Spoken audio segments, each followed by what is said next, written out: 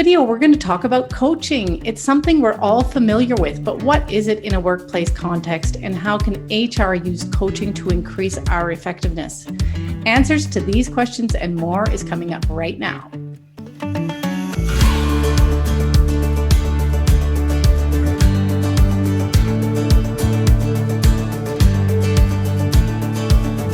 Hi there, I'm Andrea Adams and the host of HR Shop Talk. It's a show where you get expert insight into HR. I encourage you to subscribe to the show by clicking on the button at the bottom of the screen so you can see the latest episodes and keep learning from my smart and experienced guests. Today, my guest is Susan McGuire. Susan has a long and diverse career in the business of HR and has worked her way up through the ranks, spending a lot of time deep in the operations, supporting teams, and delivering beyond expectations to her clients. She now owns her own HR consulting and coaching business and continues to learn and grow every day. And she loves every minute of it. Hi, Susan. Hey, Andrea. How are you? So good. Thanks for having me. Yeah, thank you for coming on. So let's just get to it. So we all have some notion of what we think coaching is, but what is it from your perspective? And more specifically, what is it from an organizational perspective? So coaching is a practice, but it's also a process and a methodology. So before I learned what coaching actually was, I didn't understand that there was a methodology around it. I like to share a bit of a story about my experience. And so when I was a leader, not that many years ago, and I was struggling a little bit with something in particular. And so my boss and I were talking, and he knew of a coach and offered, to support me with a coach. And I said, that would be amazing. So then this woman, I was working with her, and I just call it the magic that she had, that I didn't know what it was, but I knew that there was something there that was really effective. And it changed me. I just grew, and then I was able to go and move forward with some self-confidence and some serious direction. So it was really powerful for me, and I wanted to learn what that magic was. So from an organizational perspective, then we can imagine, because I was feeling more confident and because I was understanding myself and also being able to be very vulnerable and real about where I was in these situations and the parts that I was playing with the other people in my department and other people on my team, then I was showing up differently at work. And I think that that's the organizational difference, is one by one, each of us shows up a little bit differently at work. So sometimes we can get a result like that, maybe from mentoring. So how is coaching similar to or different from mentorship and training and just plain giving clients advice? So I think that when it comes to mentoring and training, the similarity with coaching is that we all are learning something through this process. The difference, however, is that with mentoring and training, you are learning from an expert. That person is expected to be the most knowledgeable person in the room, and they are teaching you something.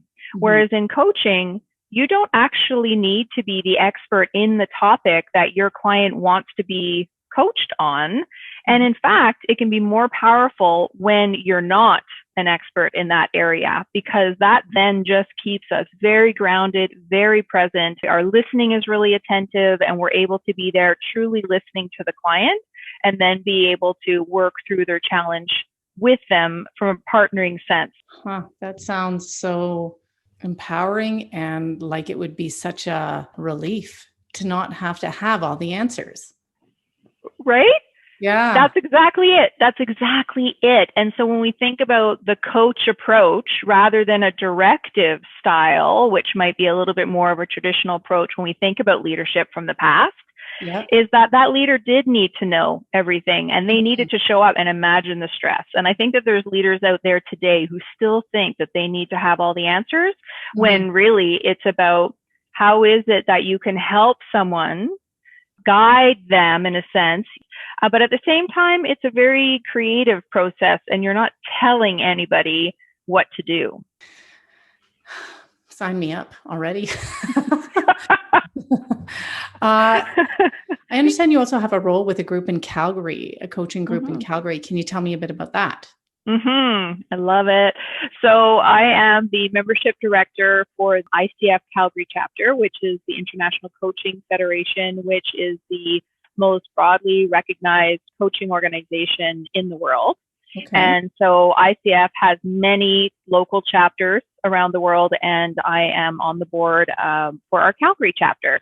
Okay, so let's get back to coaching specifically. So what does the coaching process look like? So there are core competencies. So what that represents is that there is that process, that methodology that I mentioned, where it's not strict by any means, but there is sort of a beginning and an end. And then within the middle, we're able to play with those competencies. And in a sense, as an example, what that might look like in real life is if you and I are having a coaching conversation, I would start that conversation by asking you perhaps what you have on your mind today. And so you would be coming to this conversation knowing where you were stuck or you were having a challenge, and then you would start to describe that to me. And so as we move through this process, there is the coach is listening actively, asking powerful questions, allowing for silence. Silence is also very, very powerful. And so what the coach's role is to ensure that I'm checking with you as we're going through the discussion, that what we're talking about is making you feel like you're getting to where you want to get to. And so those are those kinds of fence posts where I'm just making sure that at the end of our conversation, you are landing where you were hoping to land. And whether that's about creating next steps, or whether that's about creating some awareness about yourself or others, you are deciding that. The coach is not coming to the conversation with any agenda whatsoever. We are just helping you to get to that outcome that you're wanting to achieve. If you found this as interesting as I have, you should subscribe and see all the episodes and comment. Have you experienced effective coaching at work? What was it like? And what difference did it make? Let us know in the comment section below. And back to you, Susan. So how can coaching transform an organization? So in terms of how it transforms an organization, we can imagine that if we have leaders, managers, supervisors who do feel as though they need to know all the answers, how is it then that we are supposed to reach the ultimate in creativity? And how is it that I am, as an employee, am going to show up feeling like I want to share and I want to share my ideas if I actually don't even feel like I'm going to be heard, perhaps. And so when you're able to turn that around a little bit and our leaders show up saying, tell me more, I'm interested in that, let's really talk about that, then I feel as an employee that I can be my true self, and the organization is going to reach heights that they never even anticipated. Yeah. Okay, so HR people we often describe ourselves as coaching our clients. So you've been in HR a long time. What have you observed in how we coach our clients and how we could improve? I think it's knowing what coaching is and knowing what coaching isn't. So what isn't coaching? Coaching isn't needing to know all the answers, and it isn't being directive. And that's really hard to do. And I found that one of the biggest, most impactful learnings that I had going through the coaching process was really allowing for that silence. And when you're able to do that, because you're not just interested in breaking the silence, you're not interested in moving quickly because you have the next meeting, because you've got the next thing, email to respond to, it really allows you to sit back even just for a minute or two in order to make a world of difference. So that's what coaching is, along with the process that I mentioned earlier. And also there's a coach approach to how we work with each other. And then there's the coaching conversation, which is a little bit more structured. So you both need to know that you're having a coaching conversation because it is the client or the coachee that understands that they are being coached. This isn't something we do in secret. You're not just doing it to someone because, again, it's not the coach's agenda, it's the coachee's agenda. And so they need to come with that mindset and be prepared to explore and to receive.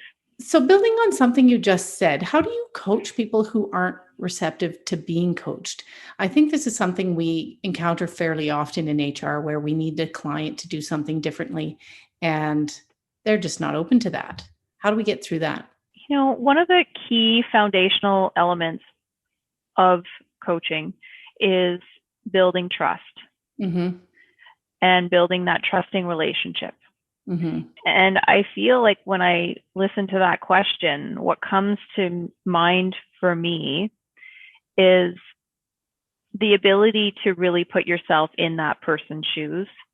Mm-hmm. And so in order to, as I say, even like be able to coach someone, right, they need to know that they're being coached because they're coming with their own challenge.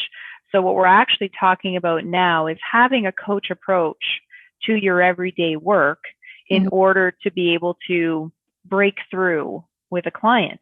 Mm-hmm. And that breakthrough is going to come, I think, because of a trusting relationship. I am not going to show somebody my vulnerabilities if I don't feel it's a safe space to do it. Mm-hmm. So whether you're,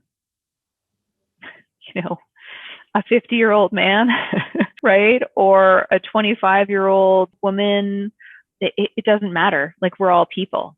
Mm-hmm. And so we need to understand that it's about how you approach that client in order to even be able to get them to a place of wanting to reflect and think about how they might want to be making a change about the way they think or the way they behave and the way they show up. Last question here. If someone wants to learn more about coaching, what do you suggest? I think that you could go to the International Coaching Federation and read all about it. There's some great videos. You could find out about why coaching is for you. There's many coaching training programs that are accredited by the ICF. There's many coaching training programs that aren't accredited by ICF. So it really depends on what an individual is wanting to achieve, the type of coaching they're wanting to learn. And there's lots of choices out there. So I personally would start with the ICF because I believe it is a respected organization and a body that ensures that each one of its clients who are accredited are following the competencies, are, agreeing to the code of conduct. And so there are some real foundational things that I think, especially coming from an HR perspective, we resonate with codes, we resonate with competencies. So it certainly was something that I thought was a good thing to have, because I wasn't going to spend my time and money and reputation becoming involved with a training program that I didn't think was going to have the standards that I wanted to have. Okay, well, I will add a link to the ICF in the description of this episode. And overall, thanks, Susan. So much learning there for me anyway. So there is coaching, and then there is the rigorous type of coaching that Susan has just talked about, and it can be powerful.